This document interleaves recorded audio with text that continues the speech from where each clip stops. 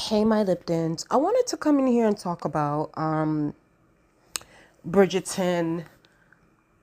This is the last season, if I'm not mistaken. So, season 4, the Benedict and Sophie's story. Um, so yesterday I did another video discussing I'm like, yo, because yesterday I didn't watch it, but I finished watching it today. But when I made that video, I didn't watch it. But when I was on Twitter, I was seeing so many people dog season 4 and having these weird nitpicking critiques of Bridgerton, which I thought was very ridiculous. Some of the critiques were very stupid to me because I'm like, because they were based on, oh, Bridgerton season 4 is just about sex, and I'm like, have y'all been living under a rock? Season 1, 2, 3 was also about sex too, so it's like it's just that didn't make any sense to me. But I did watch season 4. I watched all 4 episodes of the first half of it, part 1, because there's a part 2 coming out later in February. I believe February 26th is when episode 5 to 8 comes out. And listen, I wrote here on Upscroll, which by the way, you guys should follow me on Upscroll, okay? Because TikTok is full of shit. Y'all should follow me on Upscroll. And I wrote it here. I said, listen, I'm about to start watching Bridgerton season 4. And if I end up liking the show, I'm gonna come on my YouTube channel and roast y'all. I said I was gonna come on here and roast y'all if I told you if I actually liked the freaking show. And I actually liked it. I liked the first 4 episodes. Of course, episode 1 was more, predictable, sort of like another Cinderella story. No Selena Gomez. Like, it was a, typical, Cinderella story. But I liked it. I feel like, I don't know what it is now with people and they're nitpicking, because I'm just like, yo, this is the reason why we like Bridgerton. Because they give us the cheesy love story, what we consider to be corny. That's what we like about the series. That's what we like about it. We like our gentlemen to find that one single woman and think that she's just the most beautiful woman in the entire universe. So it's just that's what we like about it. So it's I didn't mind it. I didn't mind the whole Cinderella aesthetic and storyline of season 4. I was here for it. If anything, I actually think this Cinderella makes a little bit more sense than the Disney Cinderella. Because in the Disney Cinderella, her face was not covered. At least with here, Mama's, half of her face was covered. You know what I mean? So I could understand why, Benedict didn't know where the hell she was. You know what I mean? So, but I enjoyed it for the most part. I actually liked the first 4 episodes of this season. So, I mean, I don't want to really speak too much. I'm just going to talk about the highlights and the bullet points. And of course, there are going to be some spoilers. Another thing too, people were having an issue with, oh, and by the way, before I continue on with this video, if y'all do want to see my past comments about Bridget, because I did talk about Bridgerton in the past. So this is from a year ago. So I did a rating of the Bridgerton couples from worst to best. And I also talked about, where is it? Queen Charlotte. I binge watched Queen Charlotte. So I definitely talked about these things in the past. So if y'all guys want to go and watch that, it is here. I believe I put this on my pop culture talk playlist, if I'm not mistaken. But y'all guys can also type it in. So you guys can type in at Ronnie Lipton Bridgerton, and it will pop up for y'all. So, but yeah, but definitely subscribe to my YouTube channel, okay? You know what I'm saying? Let's get these views up. Let's get these views up. Let's get these likes up.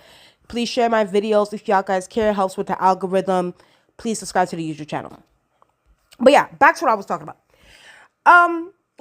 Benedict, he's a fruity bisexual man who just wants to live his life, and he just wants to be outside. And his mama, Violet, is just listen, you got we have the typicals, all at the end of the day, we know the routine, we know the schedule. Every single one of these kids needs to get married, except for Eloise, because Eloise is, at this point, Eloise is an independent woman. she don't need no man. That's according to what she's. That's according to what her character is based on. Okay, but apart from that, everyone and their mama of Violet's kids needs to get married. Point blank. Period. So Benedict is up next. She's like, listen, you have to find a lady in high society to get married to. Blah blah blah. So he's getting his life. He's doing his threesomes. He's kissing men in the mouth. So then, fast forward, Sophie comes in. I'm gonna say this, and I don't know if I'm gonna get backlash for this. I don't know. Or I might get, I'm gonna be honest with you. When I first saw the casting for the person that was gonna play Sophie, I was like, she's okay. Like she didn't really give me. I was like, she was okay. What's her name? Yurin Hai? Oh, Ha? Yurin Ha? I apologize for mispronouncing her name. I was like, okay, she looks okay. Like, I don't know. I wasn't really too, like, ecstatic about the casting for her. So I was like, okay, like, the storyline definitely has to carry. Like, I will definitely, like, sometimes looks is not really the end all be all when it comes to a movie. If the storyline really carries, then I'll be here for it. And it carried. Like, the storyline carries. So I will give it an E for effort when it comes to the storyline. So yeah, she comes in, he comes in, and the typical, cheesy, oh, he sees her from like across the ballroom. She's just looking at the lights, while every other high society lady is just, fawning over him, wanting him and all that. So of course he finds her more compelling. He goes to her, they chit-chat it up. Then we get some information. She's not really a lady of high society. She's a maid. She's working. She's a maid at her father. Okay, so here's the thing. For the Bridgerton fanatics, I didn't read the books. Okay, I didn't read the books. I haven't researched anything about Bridgerton. If anything, that would have never told me. I thought that this was like an original series, but I guess not.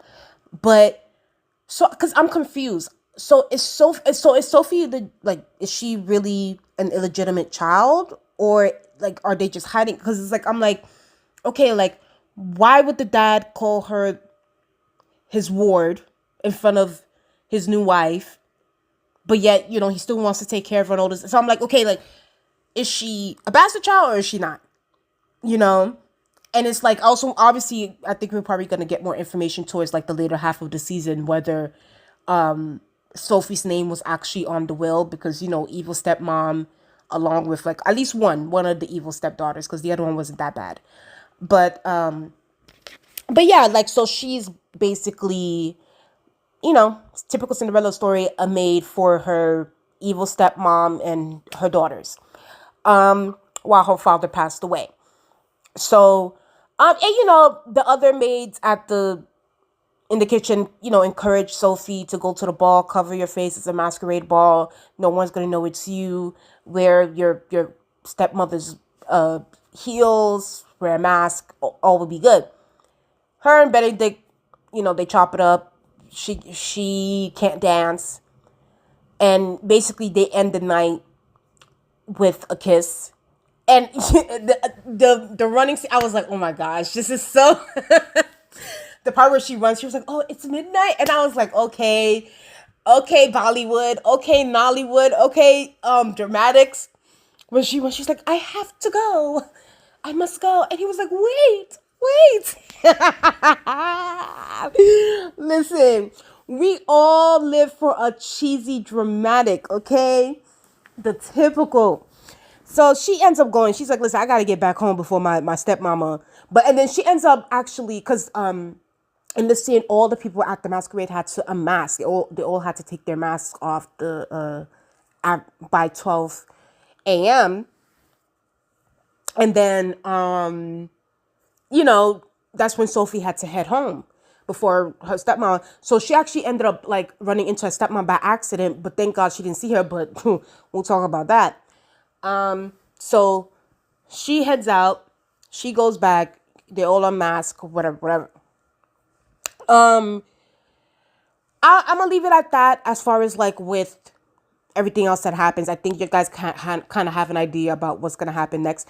I will say this, people did have an issue with, because, but I will say this, I did like the chase. Like, I did like the fact that, like, he was trying to find out who she was. It was hard to find her. He didn't know her name, didn't know her parents. So it's like, I like that idea. And I like the fact that he was like feeling restless and wanting to find her. It's, I will say this, just last spoiler before I move on from Benedict and Sophie. Some people had an issue with the fact that, he asked her if she could be the mistress. And I'm like, bro, I get it. Yes, there's some modernizations with the show, like as far as like with even like with the whole race relations stuff with the Asians and black people and all the, like, I get it. But we also have to be honest, y'all. The premise, this is like it's based in the 1800s. Like, can we be honest right now? Like, based like during that time. Do you really think a man of Benedict's caliber is going to be out here showing off freaking someone that is a maid? Come on, y'all. Like, we have to be honest. That's why it's like people were kind of going off on Benedict for that comment. And I'm like, I'm not shocked. Like, it is what it is. We do got to put a little bit of reality into this too. Like, this was what this is what things were back then. They weren't just marrying anybody who was at a lower status than them. So I wasn't shocked by that comment at all. At all. So I don't know. I felt like they were being a little bit too tough on Benedict. But for the most part, like, I like them. Like, I'm rooting for Sophie. Like, I hope that in the next few episodes, I hope that Sophie does tell, like, especially like episode 4, I was like, Sophie, just tell him, just say that it was you, just say that it was you. But whatever. But I'm hoping that she does tell him that it was her that was the one in the mask and in the masquerade, and and basically everything gets exposed, because it's like, I'm rooting for Sophie. Like, I feel bad for Sophie. I feel like Sophie, she went through a lot, and she's going through a lot. So it's like, she deserves this happy ending. I really, really do feel like she deserves this happy ending. So I'm definitely rooting for these two to be together towards the end. Next, Violet. Listen, Violet was getting her freak on. She was getting her freak on. She said, listen, you're never too, what did they say?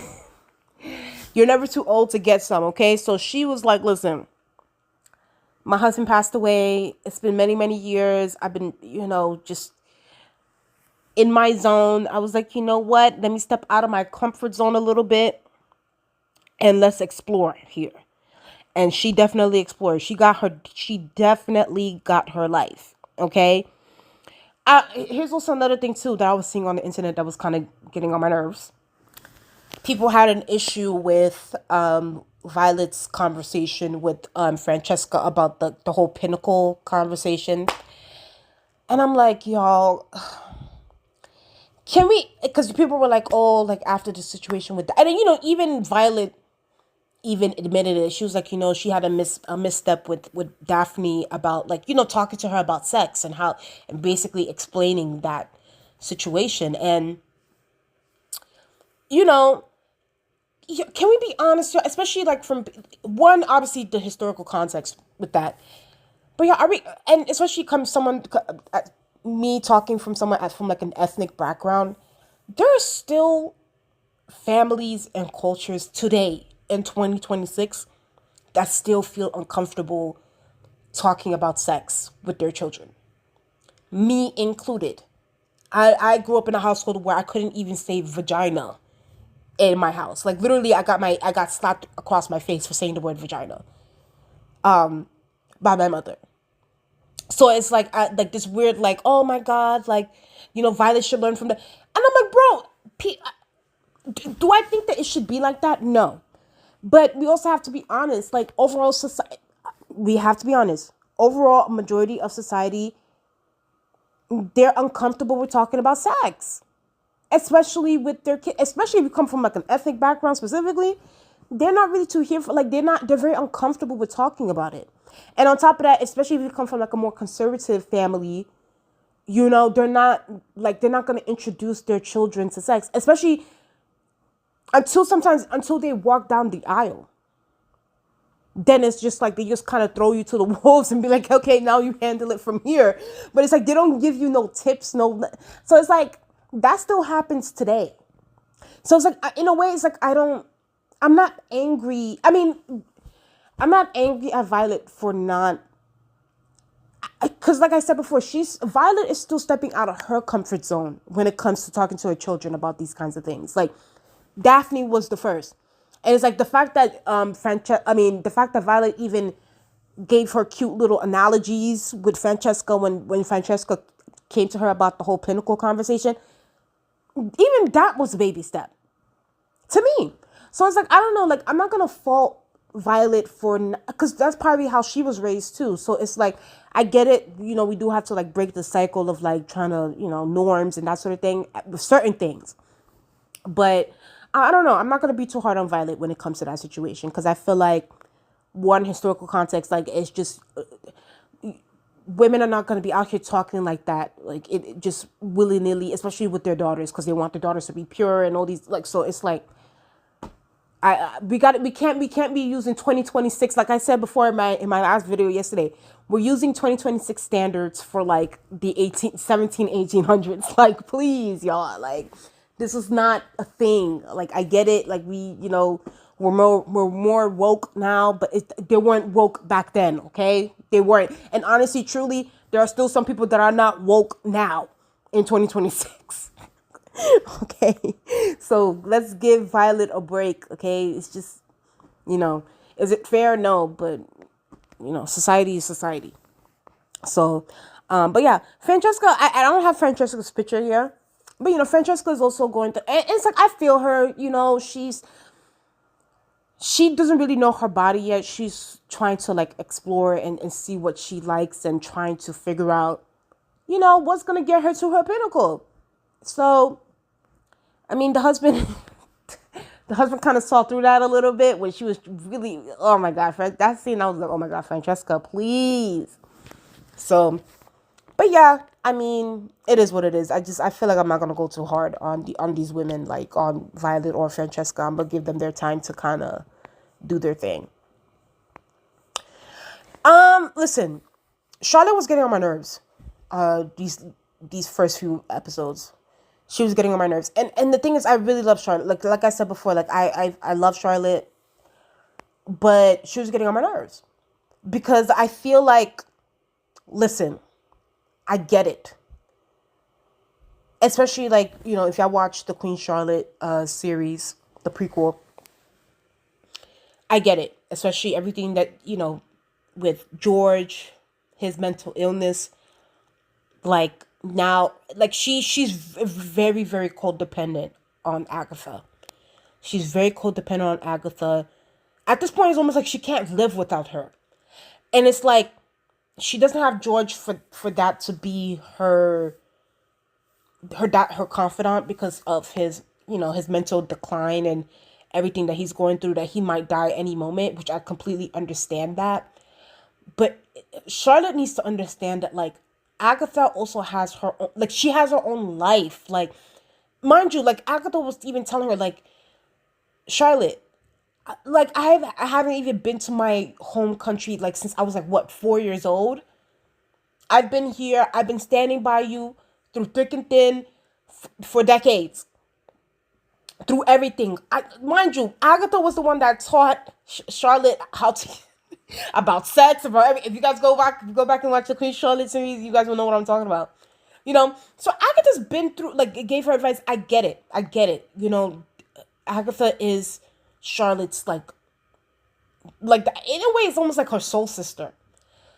But to me, Charlotte needs to understand that, like, it's one of those things where you gotta love them and let them go. Like, if Lady Danbury is telling you that, like, she's done her part, like, she's ran her course with this, like, being in court, being your lady in waiting, giving you advice, like, okay, like, the whole lady whistle down thing, like, okay, we did it, it's all, like, it's ran its course, the train has left the station, please let me go.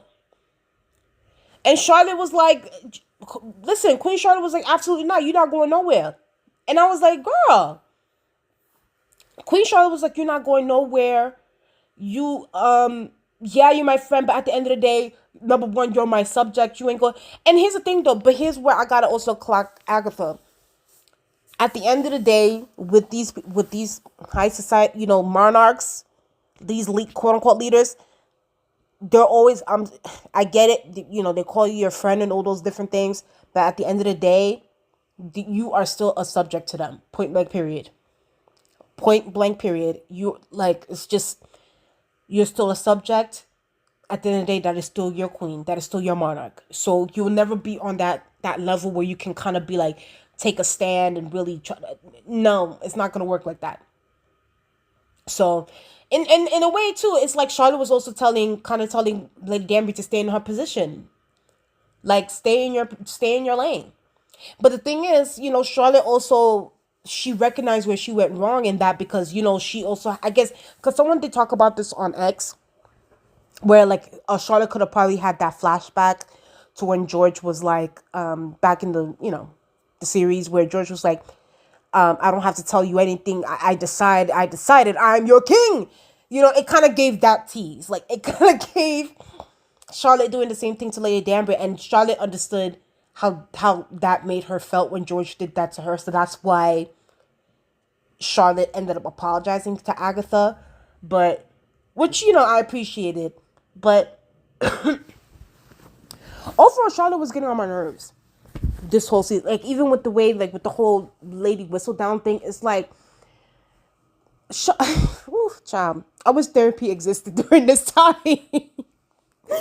Charlotte needs some deep therapy. Like she needs someone like to sit down on the couch, have a therapist, and that's what it is. She's treating Lady Danbury as her therapist, and it's like Lady Danbury's like, listen, like I please let me go back to Sorella Leon, like please let me go back to Sorella Leon. Oh my God, I've been here for decades. I've been entertaining you. And I love you down. You're my sister, but let me go. And it's like I get it though, but Brimsley, listen. One thing about Brimsley, that's a loyal servant. He is so loyal. He is so loyal. He told Lady Danbury, he said, "Listen, please get your cane and get back in there and come and help my queen." And I was just like, "Oh, Brimsley." But no, like I mean, but it's like I get it though with Charlotte. It's like Charlotte is definitely battling things with the loneliness, the emptiness of not having George, not being there as far as like mentally and the mental decline and everything that so it's like I think she's definitely very codependent on Lady Danbury because she also learned a lot from Lady Danbury. Like really, really brushed Charlotte up on a lot of things when she came from Germany to England. So it is a situation where Charlotte can't really see her life without Lady Danbury. It's almost like a soul tie, like in a way too with Lady Danbury. It's very deep between these two, but either way though, she was still getting on my nerves. Like Charlotte needs some therapy.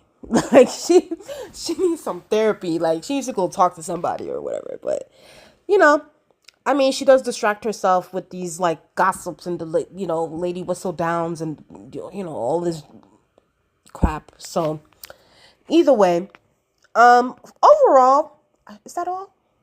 Yeah, that's all I wanted to talk about. I didn't want to be too long, but yeah, overall, I like the first 4 episodes. Like I don't know what people are finding an issue with. I mean, of course, we're not gonna get "You Are the Bane of My Existence" in the first 4 episodes to Benedict, who is the brother of a Viscount enemy. Like, come on, y'all. We're not gonna get what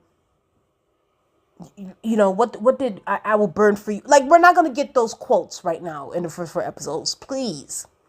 Like, and also patience, y'all. Like, we have like 5 to 8 episodes, 5, 6, 7, 8. Like, we have a few more episodes left. Like, relax. Either way, that's just my opinion on that. You guys tell me what you guys think in the comment section below. Please like, comment, and subscribe to the channel. Let's get up to 2,000 subscribers. And I'll talk to you guys later. Bye.